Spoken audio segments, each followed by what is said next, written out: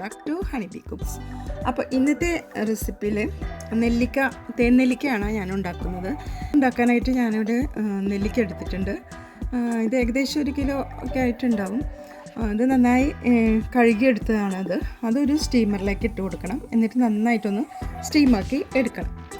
അതിന് മുന്നേ ഇതൊരു ഫോർക്ക് വെച്ചിട്ടോ അല്ലെങ്കിൽ നമ്മൾ പപ്പടമൊക്കെ പൊരിക്കുന്ന ഇതുണ്ടല്ലോ സ്റ്റിക്ക്, അത് വെച്ചിട്ട് ഒക്കെ കുത്തി കൊടുക്കാം.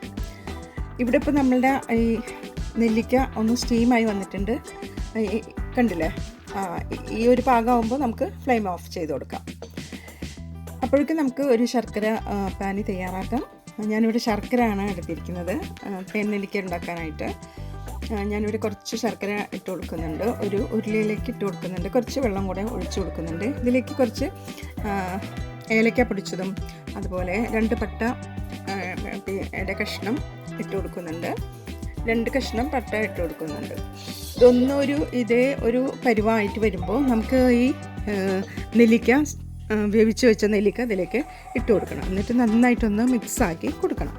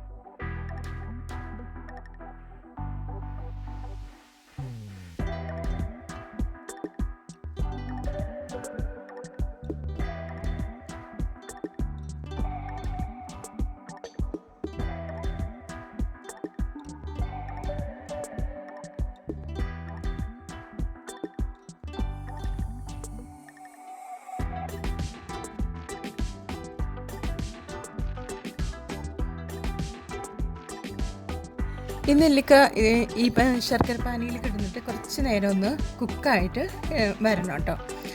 ഇവിടെ ഇപ്പോൾ ഒന്ന് ഇളക്കി കൊടുക്കാം, അടിയിലൊന്ന് പിടിക്കാതിരിക്കാനായിട്ട് നമുക്കിതൊന്ന് ഇളക്കി കൊടുക്കാം. ഇവിടെ ഇപ്പോൾ ശർക്കര പാനിയൊക്കെ ഒന്ന് നന്നായിട്ടൊന്ന് കുറുകി വന്ന പോലെ ആയിട്ടുണ്ട്.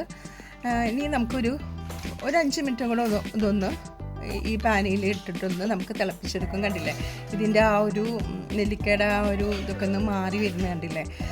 ശർക്കര പാനിയൊക്കെ ഒന്ന് അതിൽ പിടിക്കാൻ വേണ്ടിയിട്ടാണ്.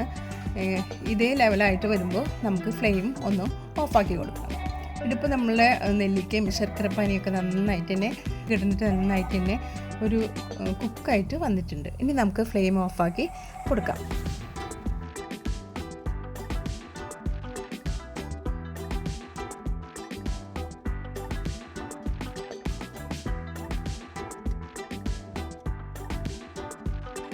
ഇവിടെ ഇപ്പോൾ നമ്മളുടെ ഈ തേൻ-നെല്ലിക്ക റെഡിയായി വന്നിട്ടുണ്ട്. ഞാനിവിടെ ഫ്ലെയിമൊക്കെ ഓഫാക്കി കൊടുത്തതാണ്.